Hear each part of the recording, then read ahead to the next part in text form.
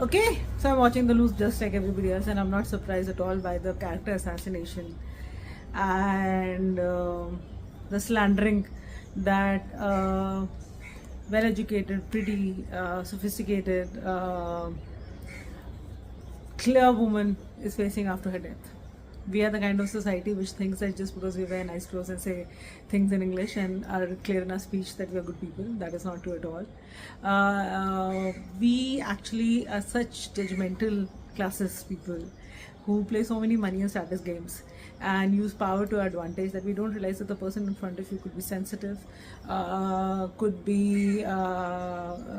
have really worked very very hard to be where they are, could be righteous, could have a great sense of right and wrong, could have a very high work ethic, could have less threshold for hubris, and all of the psychological emotional torture that you put somebody through just by calling them names, just by slandering them, but just by looking at their past, just by holding them responsible basis their past and not basis who they are today, is obnoxious, absolutely obnoxious.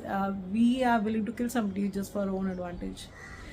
Just because we don't want to look at our own mistakes, we just point the finger at somebody else till they die. If somebody loses their spirit other than just their lives, if they lose their emotionality, if they lose their sensitivity, if they lose their kindness, if they lose their softness, that's also a death. The death is not just physical, that is the end. But there are so many ends that happen before it. And as somebody who's always stood strong in my own beliefs and my own boundaries, I can tell you that I have faced this personally, I've faced this professionally. It's just a miracle that I'm alive. But it's not like and standing and laughing and have a strong core. Otherwise, the so-called high society, the so-called rich people, the so-called people who are educated, come from cultured families, they will destroy you if they don't do what they want to do. They want what they want, and if you don't give it, they will treat you like a slave, they will treat you like a lesser being, they will treat you like someone they can bulldoze, somebody they can slander. Character assassination is the easiest tool on the planet.